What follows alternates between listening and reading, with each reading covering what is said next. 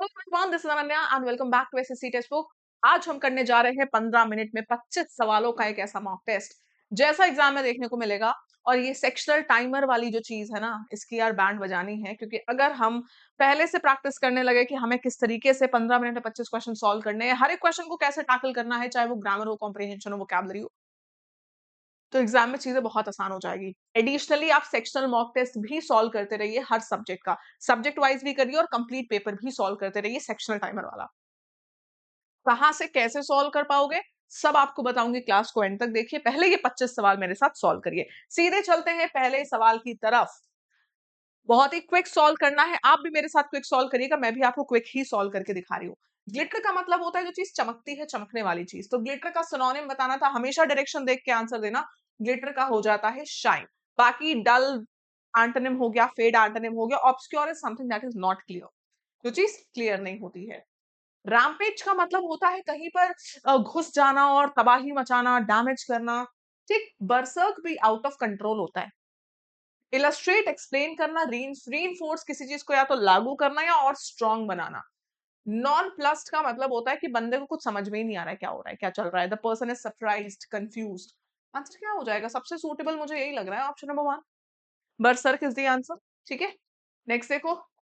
I will go on a foreign trip dash. If है मतलब type 1 conditional होना चाहिए क्योंकि फ्यूचर टेंस है। If I get a chance, simple present tense लगता है कंडीशनल क्लॉज में। मेन क्लॉज में सिंपल फ्यूचर टेंस लगता है टाइप 1 कंडीशनल का example. Teacher says magnets attract object made of iron. सबसे पहली चीज, रिपोर्टिंग वर्ब सिंपल प्रेजेंट है, मतलब पास्ट वाले तो पहले ही हटा दो क्योंकि रिपोर्टिंग वर्ब तो कभी चेंज नहीं होता। दूसरा रूल, ये पहली बात तो सिंगल होने, singular reporting verb simple present tense में होने की वजह से इसका टेंस चेंज नहीं होगा। दूसरी चीज, ये एक फैक्ट है, इस वजह से भी इसका टेंस चेंज नहीं होगा। तो मैग्नेट्स अट्रैक्ट, अच्छा इसमें वर्ब गड़बड़ है, इसमें वर्ब सही है। Option number 2 is the answer, magnets attract. Done. Next question देखिए। Cup of coffee was brought to me by her. Voice का सवाल है, टेंस चेंज नहीं होगा, सिंपल पास्ट टेंस है। Present continuous, simple present, past continuous. Option number 3 is the answer. आप देख रहे हैं मैं सेकंड्स में क्वेश्चन सॉल्व कर रही हूँ क्योंकि रूल्स की इंपॉर्टेंस है। वॉइस नरेशन के रूल्स नहीं पता है, सर्च कर लीजिएगा Ananya ma'am voice, Ananya ma'am narration. ठीक है, नेक्स्ट देखो। The driver did not exceed at the demand of the people. Exceed के साथ फिक्स प्रपोजिशन टू लगता है, एक्सीड के साथ टू इसमें है। एक्सीड का मतलब होता है किसी चीज को मान लेना, एक्सेप्ट कर लेना, हमेशा टू लगेगा। She was so busy following the road map she made so many years ago, she did not notice it was outdated. अब देखो ये क्वेश्चन पढ़ने में सही लग रहा है, लेकिन एक छोटी सी चीज जो मैंने इसमें नोटिस करी, सो का जो पेयर होता है वो कॉमा नहीं, सो का पेयर दैट के साथ बनता है।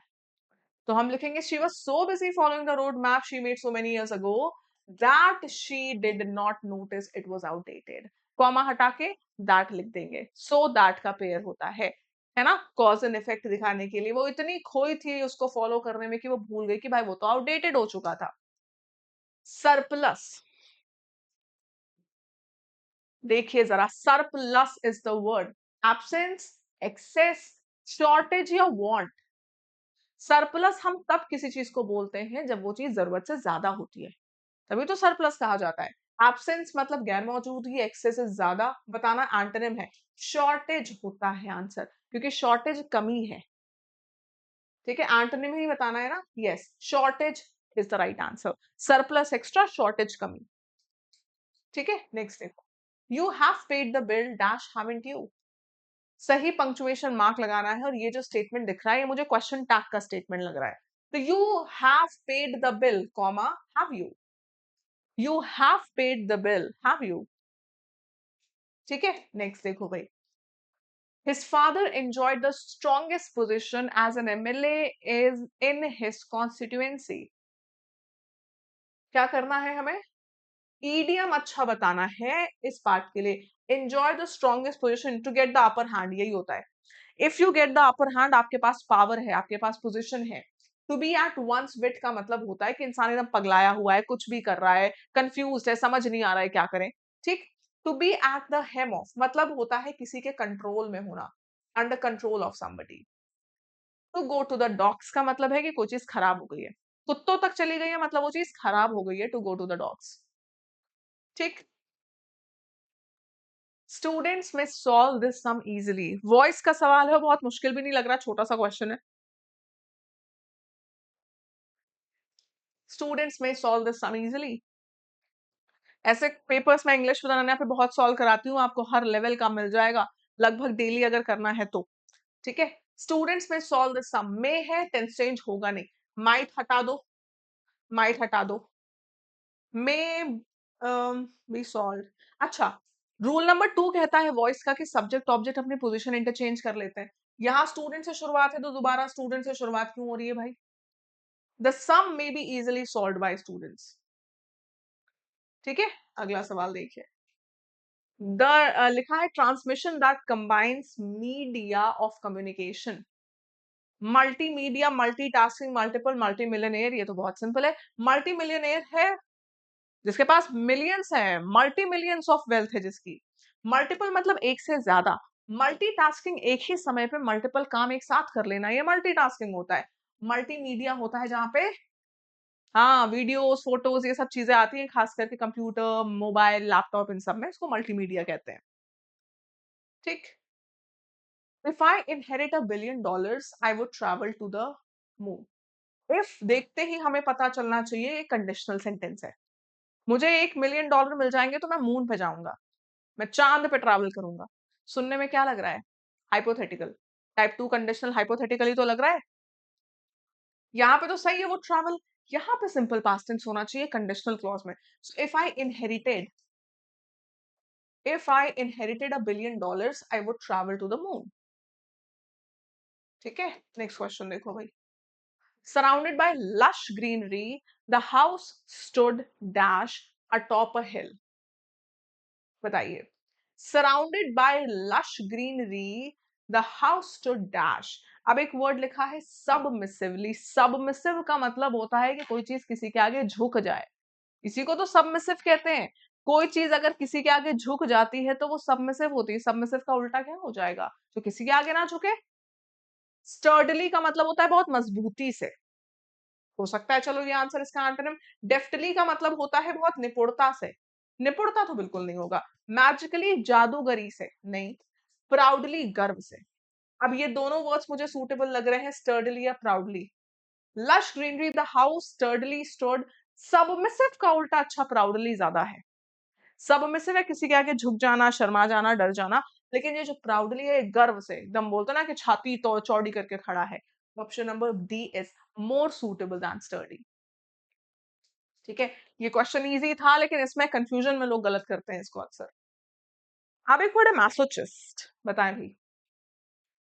मैसोचिस्ट, मैसोचिस्ट की स्पेलिंग, ये जो खुद को ही पेन देता रहता है, खुद को पेन दे के जिसको प्लेजर मिलता है, ये मैसोचिस्ट होता है। MASO मैसो, चिस्ट CHIST, चिस्टिक है, IC लगा दो, हो गया मैसोचिस्टिक। ये वो पर्सन है जो खुद को पेन दे के प्लेजर हासिल करता है, मैसोचिस्टिक कहलाता है। Next, he believed in sharing the weal and woe of his family. Weal and woe का मतलब होता है गम और खुशी, व्हील इज गम और खुशी, जॉय एंड सॉरो, सुख दुख जिसको कहते हैं।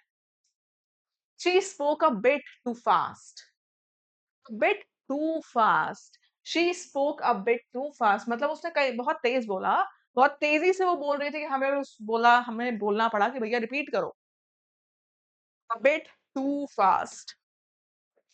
ठीक है। He advised me not to interfere in others matters or I would end up in a mess। advised me है, ठीक। सबसे पहले ये हटा दो, इसमें ऑब्जेक्ट नहीं प्रेजेंट है। अब do not interfere in others matters और आई अपनी बात नहीं कर रहा, कह रहा है दूसरों के मैटर में मत पड़ो वरना तुम फंस जाओगे। You will and up, he will and up नहीं, यू विल एंड अप हो जाएगा।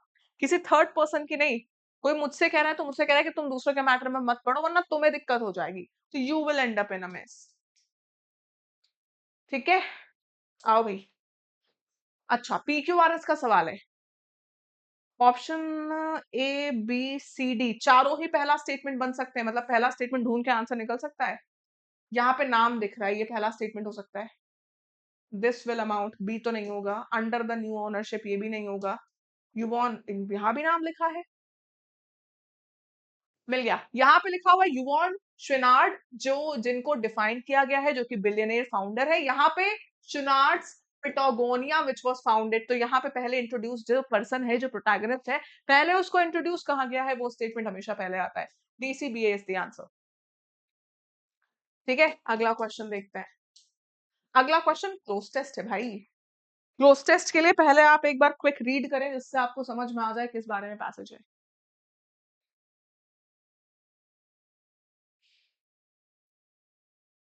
ठीक ठीक, रोमन सिविलाइजेशन के बारे में है। So Roman civilization emerged around the 6th century BC at the highest of its power. Roman century की ही पावर की बात हो रही है। So highest of its power. ठीक, नंबर 2 देखा जाए, the Roman empire ruled over a huge chunk of land. Huge chunk of land, बहुत एरिया में उन्होंने रूल किया था। कंट्री, आइलैंड और सीनी, ह्यूज चंक ऑफ लैंड। ठीक है, number 3, and all the present day Mediterranean countries dash part of, countries were part of ancient Rome। ये सारी कंट्री उस समय एंशिएंट रोम का पार्ट हुआ करती थी। ठीक, early Rome was dash by kings, governed by, ruled या गवर्नड, रूल्ड है नहीं, गवर्न ज्यादा सूटेबल है। पहले रोम को किंग्स गवर्न करते थे, but later the people took control over there city, own city and rule dash. People के लिए लग रहा है तो रूल देमसेल्व्स होगा, लेकिन बाद में लोगों ने हथिया लिया और खुद रूल किया। So we are done with almost 20, almost नहीं 25 क्वेश्चंस हो गए। क्लोज टेस्ट का आखिरी 25वां सवाल था। एक क्वेश्चन मैंने एक्स्ट्रा रखा है आपके लिए असाइनमेंट, क्योंकि मैं चाहती हूँ कि मुझे पता चले कितने लोग सच में इस वीडियो को सिंसियरली देख रहे हैं, और ऐसे 15 मिनट्स मॉक्स कितनों को और चाहिए। तो ये इसका आंसर हर कोई मुझे देगा कमेंट सेक्शन में। This is your assignment question, screenshot ले लें। ठीक है, इसका आंसर जरूर मुझे कमेंट सेक्शन में दीजिएगा। अब तो वीडियो है ये, आप इसको पॉज करके देखिए, आंसर कमेंट सेक्शन में जरूर लिखना। वीडियो कैसी लगी मुझे बताइएगा, और अगर मजा आया तो लाइक करके, चैनल पे नए हो चैनल को सब्सक्राइब करके बेल आइकन प्रेस कर लीजिए, जिससे आपको रेगुलर नोटिफिकेशंस मिल जाए चैनल के। इंग्लिश विद अनन्या पे पीडीएफ आपको मिल जाएगी। That's my Telegram, English with Ananya join कर लीजिए नहीं किया है। इसके अलावा सीजीएल को लेकर अगर सीरियस हो, बहुत इंपॉर्टेंट चीज बताने जा रही हूँ। सीजल का final selection batch is out. Text book ने फाइनल सिलेक्शन बैच लॉन्च कर दिया है सीजल का। इसके बाद सीजल का कंप्लीट सिलेबस कंप्लीट कराने वाला कोई बैच नहीं आएगा। इसमें चुनिंदा इनरोलमेंट्स किए जाएंगे, लिमिटेड इनरोलमेंट्स हैं, लिमिटेड सीट्स हैं, आप जल्द से जल्द इनरोल कर लो। सीजल से पहले सटीक तरीके से सिलेबस कंप्लीट करना है सारे सब्जेक्ट्स का। तो इस बैच के अंदर सिर्फ सिलेबस नहीं कंप्लीट हो रहा है, इस बैच के अंदर आपके 2500 मॉक टेस्ट मिलेंगे, लाइव क्लासेस 400 प्लस हैं सारे सब्जेक्ट्स की, 450 नोट्स हैं, सारे पीवाईपीस डेप्थ में कवर होंगे, और 14,500 क्वेश्चंस भी मिलेंगे। और इसी तरीके के करीब 375 प्लस एग्जाम्स के बैचेस होते हैं सुपर पास लाइव में। तो सुपर पास लाइव, अब देखो एक ऑप्शन होता है 3 मंथ्स का, सिर्फ सीरियल दे रहे हो तो 3 मंथ्स वाला भी ले सकते हैं। एक ऑप्शन होता है 1 साल का, जो 1799 का मिलता है। आज से लेके 30 जून तक जो सेल चल रही है, उसमें आपको सिर्फ और सिर्फ 950 का मिल रहा है 1 साल का। तो it's a very golden chance for you. आप इस पे ये कोड यूज कर सकते हो। ठीक है, सिर्फ 30th जून तक है कि आपको 949 का मिल जा रहा है 12 month subscription, Ananya code use करके। डिस्क्रिप्शन बॉक्स में लिंक है, आपको सीधे लिंक पे क्लिक करना है। ठीक है, अब जैसे कि ये रिकॉर्डेड वीडियो है, तो मैं किसी पुरानी वीडियो से आपको दिखा देती हूँ। आपको एसएससी कोर्सेज के नाम से लिंक मिल जाएगा, सीधे आप डिस्क्रिप्शन बॉक्स में आइए, और ये रहा, इस तरीके से आपको लिंक दिख जाएगा। सबसे ऊपर एसएससी कोर्सेज वाले लिंक पे आपको क्लिक करना है। जैसे ही आपने क्लिक किया, आपके सामने पेज खुल जाएगा। ये अभी आपको दिख रहा है, अगर प्राइस कम दिख रहा है मतलब कोड अप्लाइड है, प्राइस अगर ज्यादा दिख रहा है मतलब कोड लगाना पड़ेगा। ठीक है, अभी मुझे 949 दिख रहा है, मतलब मुझे सिर्फ सिलेक्ट करना है। अदरवाइज अगर मुझे 1000 या समथिंग ज्यादा प्राइस दिख रहा होगा, मैं अप्लाई कूपन पे जाके कोड लिखूंगी अनन्या, ANANYA, स्पेलिंग जो नीचे लिखी हुई है एग्जैक्टली वही आपको यूज करनी है। ठीक है, तो जो भी आपके लिए हो सूटेबल। अब आपको क्या करना है, आप 1 ईयर 3 मंथ्स देख सकते हो यहाँ पे कौन सा है, आपको क्लिक करना है, बाय पे क्लिक करिए। ठीक है, नंबर पुट इन करिए, उसके आगे स्टेप्स आप समझ ही जाएंगे। ठीक है, जो भी आपके लिए सूटेबल है, you have to click on that. Steps भी आगे आपके लिए क्लियर हो जाएंगे। ठीक है, तो बाकी मिलेंगे, see you in the next class, till then take care, bye bye and thank you.